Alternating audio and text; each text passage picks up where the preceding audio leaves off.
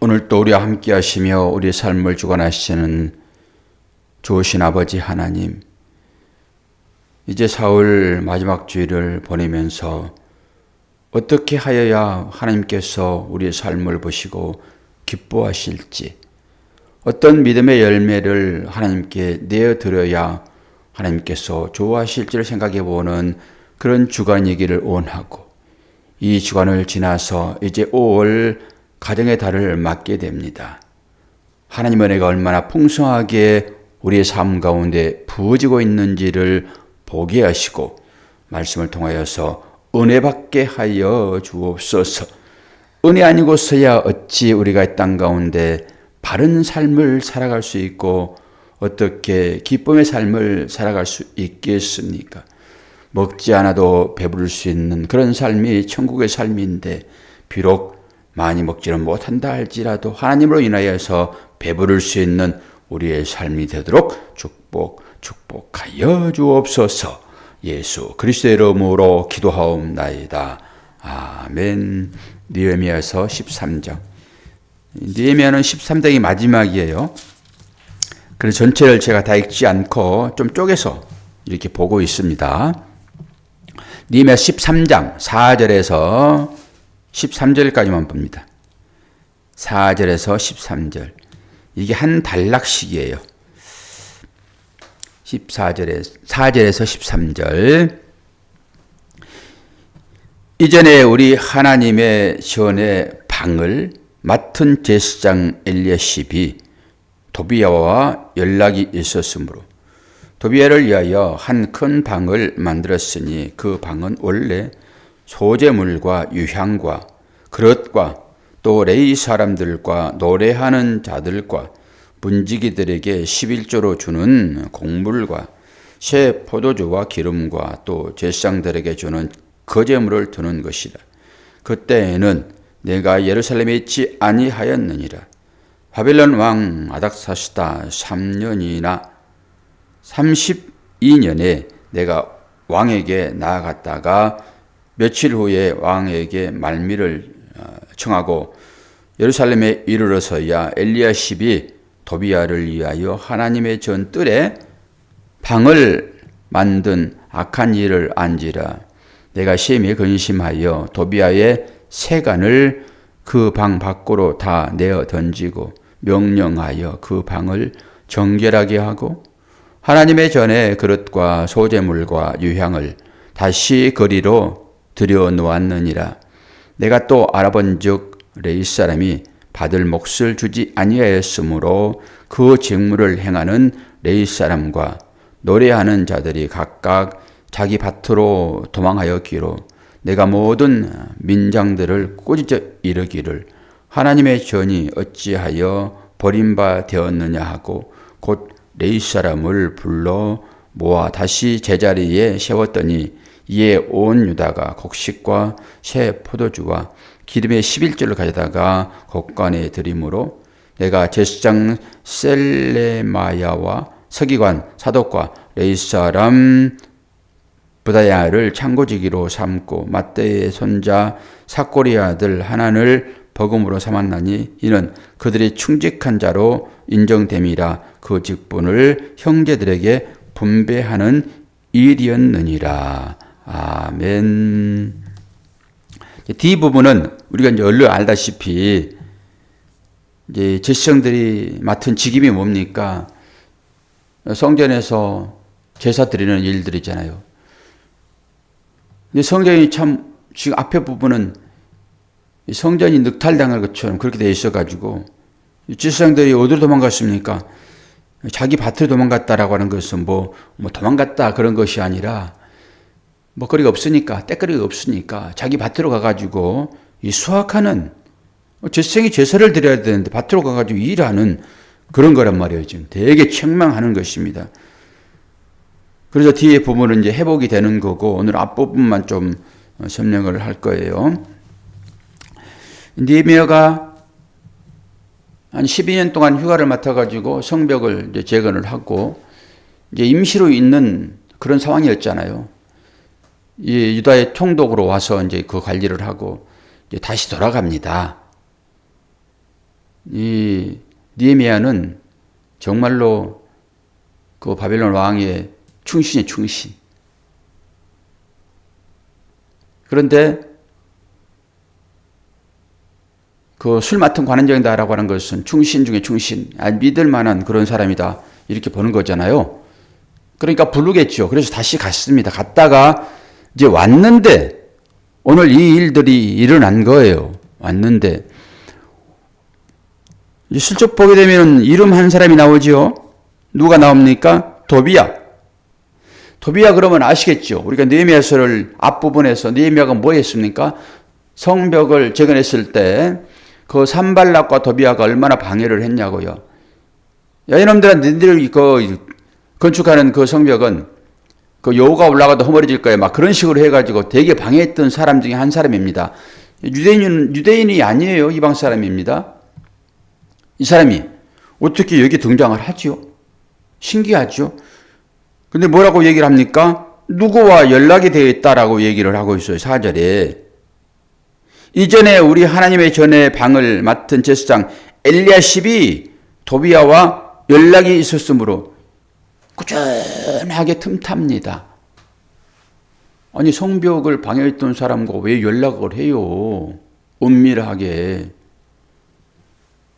그래서 그 도비야가 지금 뭐하고 있습니까? 성전 방 한 칸을 지금 쓰고 있다는 얘기예요. 그런데 그 성전 방은 뭐 하는 방이죠? 앞에 부분을 보면은 이게 여러 가지 기구를 놓는 이제 그런 방인 거예요. 그런 방. 근데 이 방에 여러 가지 용도가 이제 있어요. 그러니까 성경을 볼 때 전체적으로 문맥을 살피지 않고 한 단락만 봐버리면 이제 오해가 있을 수 있는데요. 여기에 이제 나오는 이 단어도 이제 기구라는 단어가 나오잖아요. 기구. 이 기구라는 단어도 여기에서는 이제 용기라는 얘기거든요. 용기. 기구라는 얘기가. 그런데 다양하게 쓰여요. 오늘은 여기서는 이게 용기로 쓰이지만은 이제 군사들에게 쓰여질 때는 군사들에게 손에 들려지는 무기 이렇게 되는 것이고 용기이지만은 운반하는 기구 이런 것이고요. 여러 가지 단어를 쓰는데 이 단어를 어떻게 쓰냐 그러면은 여러분 캐리어라는 얘기 아시죠? 캐리어. 캐리어는 뭐 하는 것입니까? 이제 공항에서 사람들이 끌고 다니는 그 짐수레예요, 손수레. 이걸 캐리어라고 그러잖아요. 그런데 이 말이 여기 나옵니다. 저도 처음 봤거든요, 이 단어를. 캐리라고 쓰기도 하고 켈리라고 쓰기도 하는데요. 여기서 나온 거예요. 캐리어라는 단어가.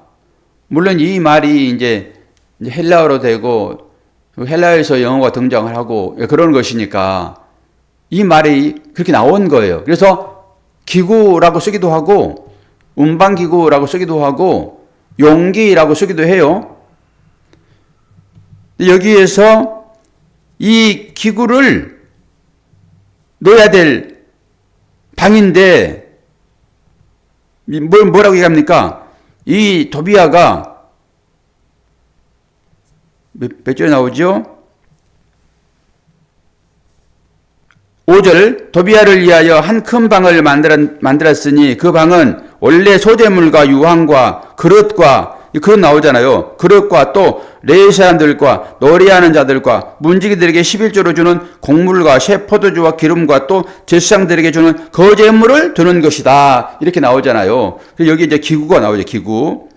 이 기구가 뭐예요? 찾아봤더니 캐리. 제가 처음 단어를 여기서 봤어요. 그러니까 성경 말씀 볼 때는 정말로 단어 하나하나를 전부 살펴보지 않으면 안 되는 거예요. 근데 대충 이 단어 하나만 딱 봤는데 이 단어에서 어마어마한 얘기가 쭉 딸려 나와요. 이게 실마리라고 보는 거거든요. 그럼 여기에서 이걸 둬야 되는데 지금 도비야가 자기 방을 꾸몄잖아요. 그래서 8절에 보면은 내가 심히 근심하여 도비야의 세간을 그 방 밖으로 다 내어 던지고 앞에 부분에서 기구를 놓아야 될 방이에요. 기구. 그런데 8절에서 이 세간이라는 단어를 또 찾아봤더니 이 세간이 이 기구와 같은 단어를 써요. 캐리라고 하는 단어를. 그게 무슨 말이야? 이제 그러면은 우리는 헷갈리는 건데 이것을 제가 이제 신약으로 가지고 넘어올게요. 이래 봤더니 세간을 그 방 밖으로 내어 던졌다라고 하는 것은 어떤 사람이 신약에서 이 일을 한번 해요. 하나님의 성전에서. 권사님 하나님의 성전에서 이 기구를 집어 던지는 모습을 보지요. 누가 던졌어요? 예수님께서 성전 정화라고 하는 것을 이런 방법으로 말씀했어요. 그게 다 기구예요. 그게. 그런 것들이 다. 필요한 용기라고 하는 것입니다. 그게. 그래서 저는 구약에도 성전 정화가 있구나. 딱 그러잖아요. 지금 내가 심히 근심하여 도비할 세간을 방 밖으로. 이 방은 뭡니까? 성전이란 말입니다. 성전 안의 방이에요. 거기에는 제사 드릴 때나 하나님을 섬길 때 쓰는 물건을 넣는 거예요. 그 방은. 그런데 그 방을 지금 하나님을 모욕하는 사람이 그 방을 쓰고 있단 말이에요. 그 사람의 용기들이에요, 이게. 그래서 그것을 밖으로 던졌다라고 하는 것은 구약의 성전 정화다. 큰 하나의 개념을 여기서 하나 뽑습니다. 구약의 성전 정화. 우리가 신약의 성전 정화는 다 알잖아요. 그러면 이 본문을 가지고 여기에 구약의 성전 정화가 있는데 느헤미야가 그를 했구나 라고 하나 여러분이 살피시면 되고요. 그리고 고린도 후서 4장 7절에 제가 읽어드릴게요. 우리가 이 보배를 질그릇에 가졌으니 이는 심히 큰 능력은 하나님께 있고 우리에게 있지 아니함을 알게 하려 함이라 라고 했을 때 여기 질그릇, 그릇 이게 같이 쓰이는 것입니다. 기구와 세간과 기구도 세간 같은 단어를 한글로 달리 썼을 따름이에요. 앞에 기구는 좀 거룩한 것 같이 느껴지고 뒤 세간이라고 하니까 좀 단어를 약하게 좀 거칠게 쓴 듯한 느낌, 뉘앙스가 있으나 언어에는 똑같아요. 같은 단어를 쓰고 있어요. 그릇. 그리고 이 질그릇 깨질 수밖에 없는 이 질그릇 같은 우리들에게 주님은 찾아오셔서 이 안에 계시다라고 하는 거예요. 그리고 나서 제가 이제 시야가 넘어와가지고 이 부분을 좀 풀어볼게요. 그럼 어떤 이제 뉘앙스가 우리에게 주어지는지. 마태복음 12장 29절을 보면은 찾읍시다, 이것을. 찾아야 돼요. 마태복음 12장 29절.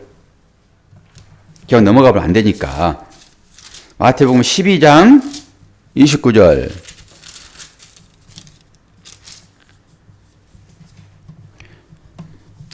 김정희 집사님은 또 어디 출장 나가고 계십니까? 잘 들으세요. 차 운전하신다고 그러면 볼 수 없으니까. 12장 29절. 사람이 먼저 강한 자를 결박하지 않고서야 어떻게 그 강한 자의 집에 들어가 그 세간을 강탈하겠느냐. 결박한 후에야 그 집을 강탈하리라. 이 말이 무슨 말이죠? 저는 맥락을 여러분 다 살펴보셔야 됩니다. 이 말은 지금 앞에 부분 이 바알세울이라고 하는 27절을 제가 한번 26절을 한번 읽어드릴게요. 만일 사탄을 쫓아내면 스스로 분쟁하는 것이니 그리하고야 어떻게 그의 나라가 서겠느냐. 또 내가 바알세울을 힘입어 귀신을 쫓아내면 너희의 아들들은 누구를 힘입어 쫓아내겠느냐. 그러므로 그들이 너희의 재판관이 되리라. 그러나 내가 하나님의 성령을 힘입어 귀신을 쫓아내는 것이면 하나님의 나라가 이미 너희에게 임하였느니라 라고 하면서 여기에 세간이란 말이 나와요. 이 세간 누구예요? 오늘 느헤미야에서 나오는 그 세간이에요. 하나님의 곳간에 창고에 방에 하나님의 기구, 제사를 드리는 기구가 있어야 되는 것인데 그 하나님의 방에 이 세간, 그러니까 도비아라고 하는 이 나쁜 놈이 갖고 쓰는 물건이 거기 차에 있으면 안 된다라고 하는 거예요. 그래서 그것을 세간이라고 얘기했고 주님도 똑같이 이 세간 얘기를 하는데 어느 집에 들어가 가지고 거기 세간 그 기구 그것을 훔쳐서 가져오려고 하면은 어때요? 그 주인을 결박한 이후에 가져 나올 수 있지. 주인이 눈 뜨고 보는데 어떻게 가져 나올 수 있냐? 결박해야지. 그러면서 하나님 나라에 대한 것을 귀신과 연결시키잖아요. 바알세불이 귀신의 왕인데 그 마귀 사탄이에요. 마귀 사탄의 수하가 귀신이라고요. 그러니까 마귀 사탄을 바알세불이라고 하는 마귀 사탄을 제어하지 않고서야 어떻게 거기 안에 있는 것을 내가 꺼내올 수 있겠냐, 부숴낼 수 있겠냐 이런 얘기란 말이에요. 그럼 이 얘기가 오늘 느헤미야에서 얘기가 똑같은 얘기예요. 그렇게 보시면 돼요. 이게 성전 정화 얘기인 거거든요. 세간. 그러면 이제 여러분 생각을 이제 지금부터 하셔야 돼요. 원래 바알세불은 구약에서는 이 마귀 사탄과 연결이 안 돼요. 구약에서는 신약에 와가지고 예수님께서 그렇게 연결시키는 것이지. 이제 바알세불은 그 파리의 신, 파리는 지저분한 곳에 모이잖아요. 그래서 똥의 신 이런 거예요. 바알세불이 구약에서는. 신약이 넘어오면 예수님께서 이 바알세불을 마귀로 얘기를 해요. 마귀. 그리고 귀신은 마귀의 종이에요. 그렇게 보시면 돼요. 이제 그러면서 우리와 이제 연결을 시켜야 됩니다. 우리와. 이 구약에는 전부 다 모형인 거잖아요. 실제적으로. 그리고 신약에 넘어오게 되면은 우리는 하나님이 거하시는 뭐가 됐습니까, 원사님? 성전 되었습니다. 이제 이렇게 탁착 와야 돼요. 그래야 말이 통해요. 우리는 신약 넘어오게 되면 우리가 이제 하나님이 거하시는 성전 되었어요. 이 성전 정화 사건이 구약에 한 번 있었고 오늘 그리고 예수님께서도 성전 정화를 했고 오늘 세간 나오니까 그 세간 얘기를 집주인을 바알세불로 귀신 마귀로 생각을 하고 마귀를 제압하지 아니하면은 어떻게 거기에서 훔쳐 나올 수 있냐라고 얘기를 하고 야 그러면은 우리는 하나님의 성전 되었다고요. 그럼 우리들은 과연 하나님께서 쓰시는 도구인지 기구인지 하나님께서 쓰시는 기구인지 여기는 기구라고 얘기했으니까 하나님의 방에 기구가 있어야 된다고 얘기했잖아요. 그런데 느헤미야는 지금 그 기구를 어떤 식으로 표현했습니까? 버려버려야 할 세간으로 표현했단 말이에요. 세간으로. 그러니까 기구가 있어야 되는데 거룩한 하나님의 물건이 제사 드릴 때 쓰이는 물건이 그 안에 있어야 되는데 하나님을 배약한 이 도비아는 그 방을 점령해가지고 다른 얘기로 성전 지기와 결탁해서 뇌물을 주고 했겠죠. 몰래 쓰고 있는 거죠. 도둑이죠. 그러면서 이 사람이 가지고 있는 것을 기구라고 거룩한 하나님의 기구라 말할 수 없단 말입니다. 똑같은 단어를 쓰고 있을지라도 하나님께 예배 드릴 때 제사 드릴 때 쓰는 기구로 쓰여지지 않는 거예요. 그러면서 어떻게 쓰여집니까? 세간으로요. 세간. 주님이 지금 바알세불과 귀신에 대한 얘기를 하면서 세간 얘기하고 있잖아요. 세간. 그러면 우리가 하나님의 거룩한 성전이 되어서 우리 안에 하나님께서 필요한 기구가 놓여서 하나님을 예배하고 제사를 해야 되는데 이 거룩한 방에 그 기구는 있지 아니하고 똑같은 단어를 쓸지라도 이 도비아가 가지고 있는 그 세간, 그 세간은 곧 도비아라고 보면 되겠죠. 도비아가 쓰는 물건은 도비아인 거예요. 하나님의 기구는 하나님을 예배하는 것이니까 그게 한 몸인 것이잖아요. 그럼 하나님의 거룩한 방에 이 하나님께서 필요한 기구가 있어야 되는데 이 제성들과 결탁해서 레인들과 결탁해가지고 어떻게 그 안에 하나님을 부정하는 어떤 사고체계, 그 생각이 그 안에 들어있는가라고 하는 거잖아요. 우리의 마음에 뭘 담을 수 있어요. 우리의 마음에 담았다라고 하는 것도 생각이란 말입니다. 생각. 하나님만을 섬겨야 할 그 하나님 방에, 마음에, 하나님이 계시는 이 영적 성전의 이 방에 도비아가 쓰는 물건이 있다 하게 되면은 분명히 그것은 세간이 되는 것이고, 그 세간은 어때요? 바깥에 벌 수밖에 없죠. 우리도 하나님의 성전으로서 이 삶을 살아가는데 하나님 필요한 삶을 살지 아니하고 도비아처럼 하나님을 방해하는 것으로 자기 유익만을 위하여 살아갈 때 우리는 이 몸 자체가 바알세불의 세간되는 거예요. 바알세불이 쓰는 도구 되는 거라고요. 무섭지 않습니까? 바알세불의 도구, 도비아의 도구, 기구, 당연히 주님이 성전 정화할 때 그 기구들을 싹 밖으로 버린 것처럼 오늘 또 이 마태복음을 통해 가지고 주님이 그 일을 아시는데 거룩한 성전인 우리 방이라고 얘기하지만 성전이란 말입니다. 이 성전 안에 하나님이 기뻐하시는 그런 걸로 채워지지 아니하고 나의 욕망만을 채워지는 그런 육신의 욕망, 정욕, 안목의 정욕, 이생의 자랑으로 내 성전이라고 하는 이 방이 가득 쳐졌다 하게 되면은 주님은 당장 찾아오셔서 바알세불의 세간들아 이래버려. 우리들을. 권사님 바알세불의 세간이에요? 그러면 바알세불의 세간들아 그런데 아무나 하면 안 되죠. 바알세불의 세간처럼 살고 있는 주여 용서하소서 그러면 아멘 해야지. 바알세불의 세간들은 어차피 밖에 나가 던져질 건데 그런 자신을 발견하고 주여 오늘 말씀에 비춰봤더니 내가 하나님을 온전히 섬긴다라고 늘 마음을 다짐하는데 오늘 말씀에 비춰봤더니 내가 바알세불의 세간이군요.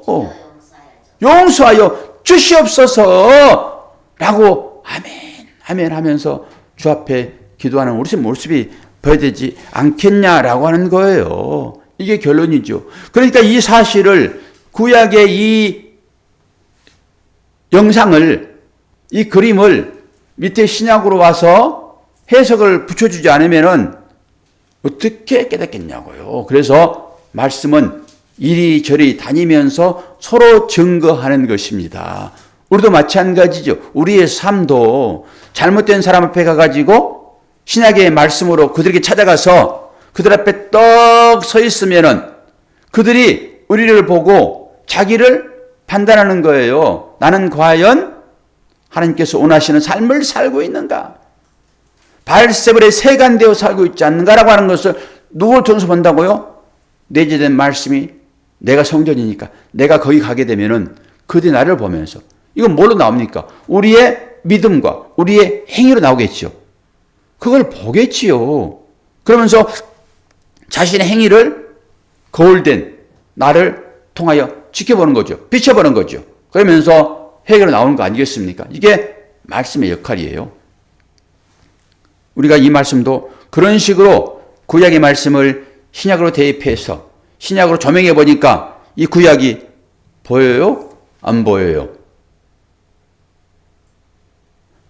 이 구약의 말씀이 느헤미야서 이 말씀이 신약의 말씀을 갖다가 비춰보니까 이 구약의 말씀이 선명하게 보여요? 안 보여요? 보이죠?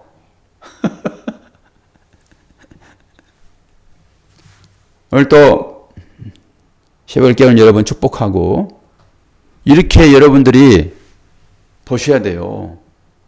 그런데 이걸 볼 수 있는 능력이 있냐라고 하게 되면은 잘 없어요. 그래서 앞에 선 선생들은 부단히 하나님 말씀을 연구해야 되고 씨름하여 손에 쥐어줘야 돼요. 손에. 그러면 그 말씀들이 우리의 신비에 새겨지고 언젠가는 내가 이 말씀을 볼 때 계시로 물론 찾아오셔서 갑자기 깨닫기도 하시지만은 여러분 그렇게는 하나님께서 안 하세요. 그럼 어때 말씀이 깨달아요? 언제? 옛날에 그날 그 구약의 성전 정화 그 얘기했는데 내가 실제적으로 이 말씀을 보았더니 그 말씀과 연결되네 라고 그렇구나라고 여러분들이 믿음으로 고백하는 그 순간에 이것은 여러분 안에 하나의 별이 되는 것입니다. 이게 믿음이 되는 거예요. 정치판에서도 별의 순간이라는 말을 들어보셨잖아요. 별의 순간. 그런 것입니다. 전부 다. 오늘 또 구약의 성전 정화 느헤미야에서 마지막 장에 있구나. 주님도 성전 정화를 언제 합니까? 예루살렘에 올라가가지고 십자가를 지기 전에 성전 정화하는 것입니다. 느헤미야에서도 이제 13장 마지막 끝나는 것이니까 성전 정화를 해야죠. 우리도 하나님 나라에 가기 전에 성전 정화를 부단히 해야 되겠지요. 그래야지 하나님 나라에 언제나 가지 않겠습니까? 지금부터 준비를 하셔야 되죠. 내 안에 마귀의 세간들이 얼마나 있는지 하나님의 방에 하나님의 거룩한 기구가 있어야 되는데 똑같은 단어를 쓰고 있다는 이 사실을 명심하세요. 똑같은 단어를 쓰고 있다고요 지금. 그런데 그 단어가 세간으로 보이기도 하고 하나님의 예배하는 기구로 보이기도 하는 것입니다. 우리도 똑같이 하나님의 자녀이지만 때로는 마귀의 세간으로 쓰기도 하고 하나님의 거룩한 도구로 쓰기도 하고 사도 바울도 얘기하잖아요. 내 마음에 두 법이 있다. 이런 얘기를 하는 거 보면은 우리가 어떻게 살아야 될 것인지 정말 조심하지 않으면 어느 순간 그냥 바알세불의 손에게 잡혀서 그 마귀 바알세불의 세간 되는 거잖아요. 순간입니다 이거. 우리는 누구의 거룩한 백성이에요? 하나님의 거룩한 백성. 하나님의 손에 이끌려서 하나님의 도구로 쓰여져야지 바알세불의 도구로 세간으로 쓰여지면 되겠냐고요. 그래서 도구 그것을 똑같은 단어인 세간을 같이 쓰고 있습니다. 이거 잘 보셔야 돼요. 하나님의 도구로 쓰시기를 바랍니다. 마귀의 세간이 아닌. 자, 기도하겠습니다. 하나님 아버지, 오늘 또 은혜 주시어서 새벽을 깨우게 하셨는데 하나님의 성전방에 하나님께서 쓰시는 거룩한 기구들이 있어야 되는데 이 도비와 하나님을 방해하고 모략했던 그가 세간을 들여놓았습니다. 우리 마음 가운데는 하나님의 거룩한 백성으로서의 삶이 나와야 되는데 그렇지 않고 이 세간이 되어버렸다 하게 되면은 주여 어찌합니까? 용서하여 주시옵소서. 주님처럼 말씀을 통하여서 정화되게 하시고 오늘 또 거룩한 하나님의 도구 되어 하루를 살아가는 승리의 삶이 될 수 있도록 은혜 허락하여 주옵소서. 아버지 하나님, 우리 사랑하는 성도들 육체적인 연약함이 분명히 있습니다. 나이가 많으셔서 고생이 되기도 하고 또한 원하지 않는 질병 때문에 고생하기도 합니다. 모든 것들을 합력하여 선을 이루시는 하나님께서 그 일들을 통하여서 믿음으로 나올 수 있도록 도와주시고 간절히 기도할 때 아버지는 응답하여 주옵소서. 이 나라에 대통령을 뽑는 큰 일이 정해져 있습니다. 아버지 하나님, 하나님의 선한 사람이 뽑힐 수 있도록 도와주시옵소서. 감사드리며 예수 그리스도의 이름으로 기도하옵나이다. 아멘.